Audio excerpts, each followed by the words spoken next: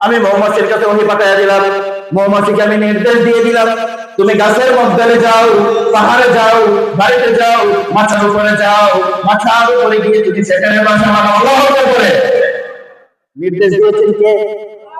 ও আওহা, আল্লাহ ওহী করেছেন, নির্দেশ দিয়েছেন। রাব্বুকা ইলান নাহলি আনিত্তাখিযি মিনাল জিবাল, পাহাড়ের উপরে যাও, পাহাড়ের মধ্যে ছড়িয়ে ছিটিয়ে যাও, পাহাড়ে গিয়ে তুমি সেখানে ঘর বানাও, বসতি স্থাপন করো। বুয়ুতা, ঘর বাড়িতে যাও, মানুষ যে বসবাস করে ঘর বাড়ি, সেই ঘর বাড়িতে তুমি বাসা বানাও। আমিনাশ শাজার, এবং গাছপালাতে তুমি মৌমাছি তুমি বাসা বানাও। ঘর বাড়িতে মৌমাছির বাসা বাঁধে কিনা? পাহাড়ে আছে না নাই? গাছপালাতে জঙ্গলে আছে না নাই? নির্দেশ দিয়েছেন কে?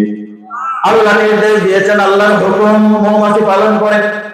মৌমাছি সীমা লঙ্ঘন করে না, মৌমাছি সীমা লঙ্ঘন করে না। আমার বন্ধুগণ, শুধু এখানে আল্লাহ বলে শেষ করেন নাই, তারপরে আল্লাহ বললেন তুম্মা কুলি মিন কুল্লি সামারাতি ফাসলুকি সুবুলা রাব্বিকি যুলুলা। আল্লাহ বলছেন তুম্মা কুলি, তুমি খাও, তুমি আহরণ করো সমস্ত ফুলের মধ্য থেকে, ফুল থেকে তুমি চুষে চুষে তাদের রস আহরণ করো। আল্লাহু আকবার। আল্লাহ দেখেন কি সুন্দর করে মৌমাছিকে শিখাচ্ছে। আল্লাহ বলছেন তুম্মা কুলি মিন কুল্লি সামারাত ফাসলুকি সুবুলা রাব্বিকি যুলুলা, তুমি সমস্ত ফুল গাছগুলো থেকে, ফুলের মধ্য থেকে নোংরা নিতে যাবা না, নোংরা নিতে যাবা না, আল্লাহর বিধানকে লঙ্ঘন করবা না। আল্লাহ যেখানে যেখানে বলেছেন সেখানে যাবে। পবিত্র ভালো ভালো যে ফুলগুলো আছে সেইগুলা থেকে তুমি মধু সংগ্রহ করবে।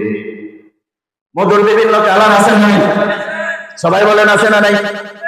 ইয়াখরুজু মিন বুতুনিহা শারাবুন মুখতালিফুন আলওয়ানুহু, এই যে মধু থেকে মৌমাছিগুলো ফুল থেকে বিভিন্ন রস সংগ্রহ করে, এই রস বের করার পরে ইয়াখরুজু মিন বুতুনিহা, আল্লাহ বলছেন তখন তার পেটের ভিতর থেকে বিভিন্ন রঙের পানি আমার আল্লাহ বের করে দেয়।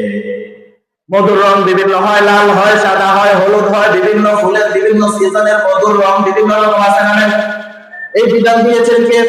আমার বন্ধুগণ, আল্লাহ বললেন এই মধু যারা পান করে তাদের জন্য ফীহি শিফাউল লিন্নাস, মধুর মধ্যে শিফা দিয়েছেন যিনি। বলেন কে? আল্লাহ বলছেন মধু খাও, এটার মধ্যে শিফা আছে, কল্যাণ আছে।